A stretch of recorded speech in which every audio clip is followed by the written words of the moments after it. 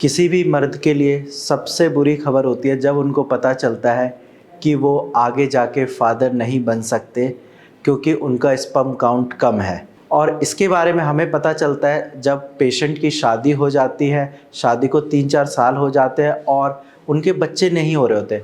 फिर डॉक्टर उनको एडवाइस करते हैं कि आप एक बार अपना सीमेन एनालिसिस टेस्ट कराइए और उसमें पता चलता है कि मेरा तो स्पर्म काउंट कम है।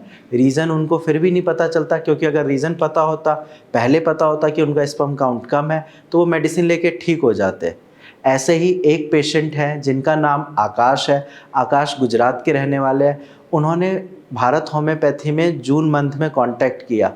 इससे पहले उन्होंने एलोपैथिक मेडिसिन्स ली, उससे उनको कोई आराम नहीं मिला। जैसा कि आप रिपोर्ट में देख सकते हैं, इन्होंने 12 फरवरी 2024 को टेस्ट कराया। टेस्ट रिपोर्ट में इनके स्पर्म की जो मोटिलिटी है वो सिर्फ 20% है और वहीं इमोटाइल स्पर्म जो है वो 80% है, यानी कि जो जिंदा स्पर्म है वो सिर्फ 20% है, बाकी जो 80% है वो स्पर्म डेड हो चुके हैं। इन्होंने अपने लोकल डॉक्टर से एलोपैथिक मेडिसिन खाई, लगभग 3-4 महीने खाई, उससे इनको कोई आराम नहीं मिला। इन्होंने मुझे बताया जब भारत होम्योपैथी में जून मंथ में कांटेक्ट किया कि सर मेडिसिन एलोपैथिक लेने के बाद भी मेरा स्पर्म पानी के जैसा ही आता था और नाइटफॉल की काफ़ी ज़्यादा शिकायत थी। उसके बाद मेरी टीम ने इनका प्रॉपर केस टेकिंग किया, अच्छे से सारे सिम्टम्स पूछे, इनके लाइफस्टाइल के बारे में पूछा कि आप कितनी देर सोते हैं, क्या करते हैं, सारी चीज़ें अच्छे से नोट डाउन करी। उसके बाद फिर इनको भारत होम्योपैथी की कस्टमाइज्ड मेडिसिन दी गई। इनसे सारी चीज़ें शेयर करी गई कि आपको डाइट चार्ट अच्छे से फॉलो करना है, क्या खाना है, क्या नहीं खाना, ये सारी चीज़ें बताई। उसके साथ साथ कुछ एक्सरसाइज करने के लिए भी बोला इनको, मॉर्निंग वॉक करने के लिए।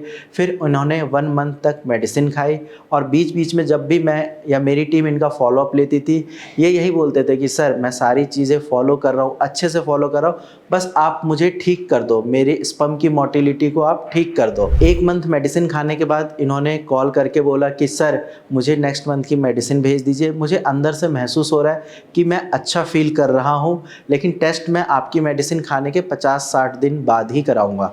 उसके बाद जब मैंने इनको 2nd मंथ की मेडिसिन दी, सारी चीज़ें पूछकर अच्छे से केस टेकिंग करके, तो फिर इसके बाद वो मेडिसिन टाइम से लेते रहे। 2nd मंथ में भी इन्होंने बहुत सारी चीज़ें अच्छी करी, चीज़ों को फॉलो किया, टाइम से सोते थे, डाइट अच्छे से लेते थे। जब इनके 60 दिन पूरे हो गए मेडिसिन के, उसके बाद मैंने बोला कि आप एक बार अपना सीमेन एनालिसिस का टेस्ट करा लो। जैसा कि आप देख सकते हैं 17 अगस्त 2024 की रिपोर्ट, पेशेंट की जो नई मोटिलिटी आई है वो 70% आई है। पहले 20% ही स्पर्म मोटाइल थे, यानी कि वो आगे बढ़ सकते थे, लेकिन अब उनकी मोटिलिटी बढ़कर 70% हो गई है। वहीं जो डेड स्पर्म थे पहले वो 80% थे, यानी कि हर 100 में से 80 स्पर्म उनके डेड थे, जो कि अब सिर्फ 30 बचे हैं, यानी कि 30 इमोटिलिटी है, यानी कि जो डेड स्पर्म है वो 30% है।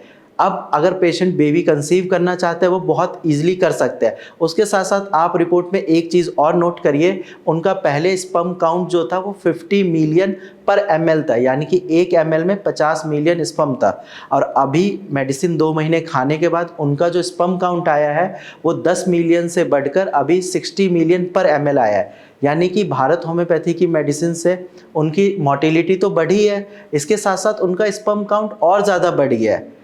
अब वही बात है कि अभी इनका 30% इमोटाइल स्पर्म है, 1-2 महीने और दवाई खाएंगे, 3 से 4 महीने के बाद ये 30% भी इनका 10 से 20% ही रह जाएगा, जो कि काफ़ी अच्छी बात है। आजकल की लाइफस्टाइल में अगर आपकी इमोटिलिटी स्पर्म की 10 से 20% है तो ये कोई घबराने वाली बात नहीं है, बेबी ईजिली कंसीव हो जाएगा। और पेशेंट ने जब रिपोर्ट कराई उसके बाद उन्होंने यही बोला कि सर मुझे बहुत अच्छा लगा कि मेरे स्पर्म की क्वालिटी ठीक हो गई, इवन क्वांटिटी भी बढ़ गई। वो अभी भी मेडिसिन ले रहे हैं, उनको भी यकीन है, बाकी हमें पता है कि वो ठीक हो जाएंगे। अगर आपको स्पर्म से रिलेटेड कोई भी डाउट है, या आपका स्पर्म काउंट कम है, या स्पर्म की मोटिलिटी ख़राब है, या उसकी मॉर्फोलॉजी ख़राब है, तो आपको घबराने की कोई ज़रूरत नहीं है। आप होम्योपैथिक मेडिसिन ट्राई करिए, आपकी ये प्रॉब्लम बिल्कुल ठीक हो जाएगी। कुछ टाइम लगेगा, 4 से 5 महीने भी लग सकते हैं, लेकिन हाँ आपका स्पर्म काउंट नॉर्मल हो जाएगा। अगर आपको कोई डाउट है तो आप डायरेक्ट मुझसे ओपीडी में आकर मिल सकते हैं, या फिर मेरी टीम से आप बात कर सकते हैं। आज की वीडियो में इतना ही।